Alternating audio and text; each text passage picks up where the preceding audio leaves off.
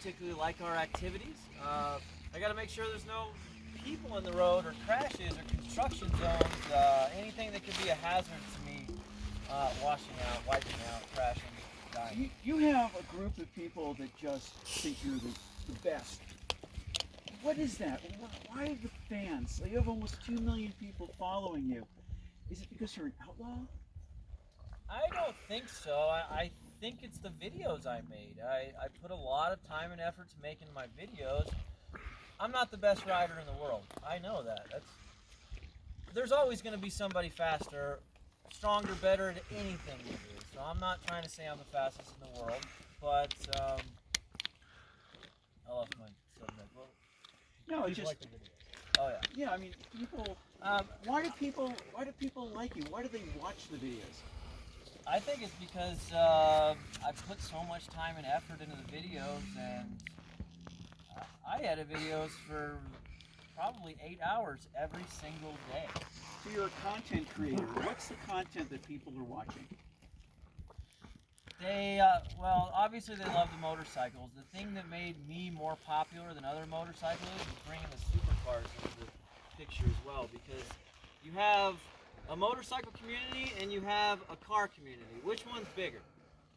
The car community times 1,000, right? So I introduced the high-end cars in it, which everybody loves, with the high-end bikes. So that was one of the attributing factors to gaining popularity on YouTube and social media in general. What is the Max Pass? The Max Pass is where I pass you in a wheelie, looking down at you as I pass you. It's a very technical move. The Max Pass is not just flying past somebody. You got to be in the wheelie, and the wheelie is not the only key. You have to look at them as you're passing them in the wheelie, just to let them know they're getting passed in the wheelie, as if they already did it, but they're being dominated. The Max Pass. They are.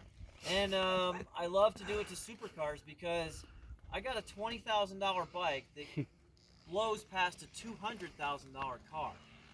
It's so satisfying to be a super bike owner and just know that I didn't pay as much money as these guys who have the supercars, and I have just as much performance and more performance in a lot of areas. We saw some of your riding earlier. What's it like to ride at 160, 180 miles an hour on a curve? Oh, it's... Talk about that. It's... You got to repeat, remember? Yeah, yeah. And stare at me as hard as that is. Okay. The feeling of riding around that turn we were out earlier at 180 is quite frightening, actually. I know that something could go wrong at any moment, and that could be it. But I just love riding fast, and to see how fast I can take something. I was looking at my speedometer as I was going around that corner. I saw 183 miles per hour. So, yes, the one we were around earlier. So, that's exciting. That's a number I can put out there, and if anybody else wants to try to match that number down there, good luck. Well, people have. I mean, people look up to you. You're like Jesse James. Jesse James got assassinated by somebody that wanted to be better than Jesse James. Do you think these people that are crashing are trying to keep up with you? They don't have the skill? What's that about? Are you the guy to take down? I am the guy to take down and to challenge and see how fast you are, but I have all the right equipment. I have the knowledge. I have the experience. I have the 2020 BMW S1000RR. I got the best tires. I got all my gear. I've got experience on the canyons riding for nearly 8 years. So for you to keep up with me in the canyon and follow me into the turn, it's a bad deal. You got to pay your dues. You got to pay your dues. This point. And I've crashed in a lot of turns. I've low-sided a lot. And you have a posse. Yeah, my crew is here. Yeah, and they're great. They I mean, all they're real ride hard, competition. too. Yeah. Do you guys compete? Absolutely. Me and Maxie are. We love to compete with each other. It's funny because when I first started riding with my partner Maxie, he didn't even know how to ride canyons. No. Yeah, he was back braking with a Ducati into the turns. That's dangerous. He almost flew off the turn on Glendora Ridge Road. It's a great way to First to ride nearly killed me. The first ride nearly killed him. eject. I think he learned a little bit from that, but he has crafted his riding too, and Max can hang with the best of them. So Now you have another group of people that follow you. They may not want to admit it, but they think you're crazy. They think you're reckless. What do you say to those people? So the people that follow me and think, a lot of people follow me just to talk trash about me, about how dangerous my riding is, how much danger I'm putting myself and others in. There's a ton of people like this out there, and they don't even support me, but they do subscribe and watch my videos and pry in there with their little hater comments all the time. So this is a daily thing. Between all the networks, there's over 1,000 comments a day.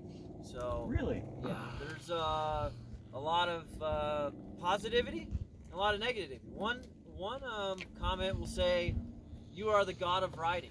You are my idol." And the next comment will say, "You are the worst rider I've ever seen. You would be C group at the track." So I'm a polarizing figure because some people love it, some people hate it, But I appreciate the You like support that, though, from don't you? everybody.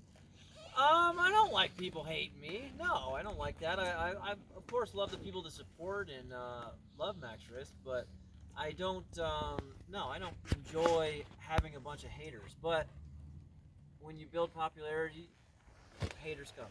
That's it. It's kind of the price. That is the price you pay. And the sad thing is, I didn't make any money for all the haters. Usually, you get rich and famous and you get haters, right? I never got rich. So, I did get street famous, but I never got rich. So, they hate on me, and actually, a lot of followers think I have a ton of money, which couldn't be further from the truth.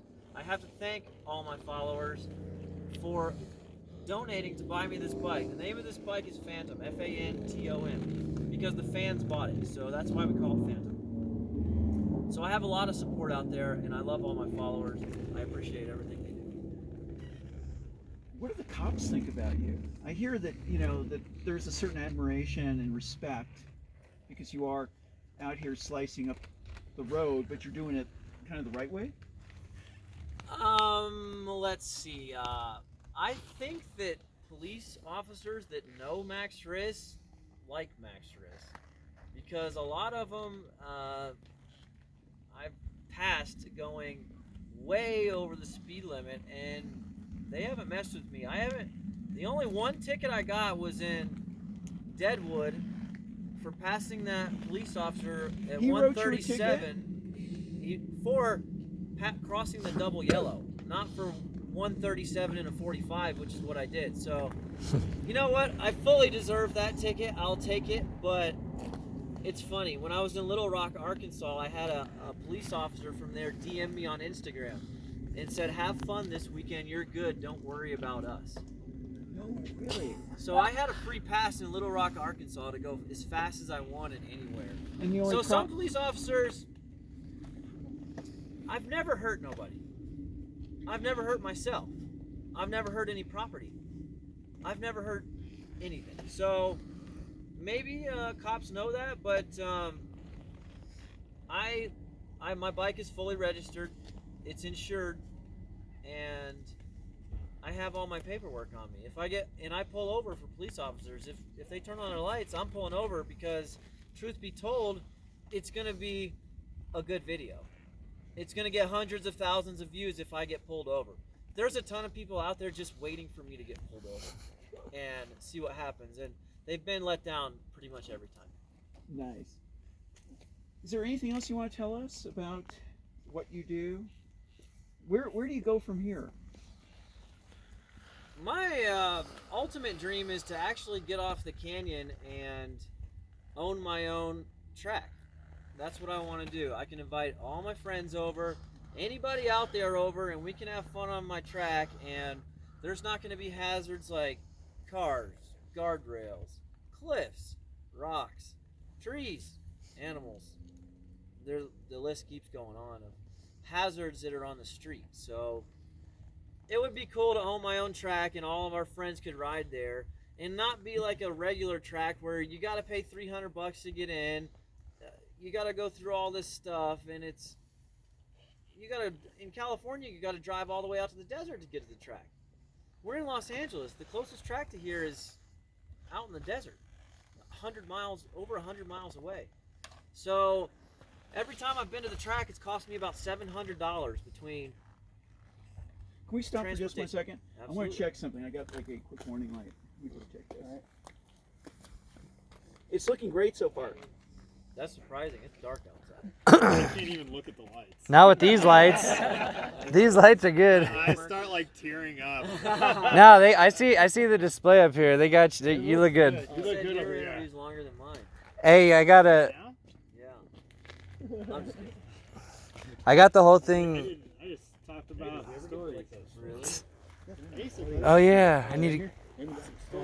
In the beef jerky, the teriyaki. Oh yes, I got my teriyaki. Sweet, dude.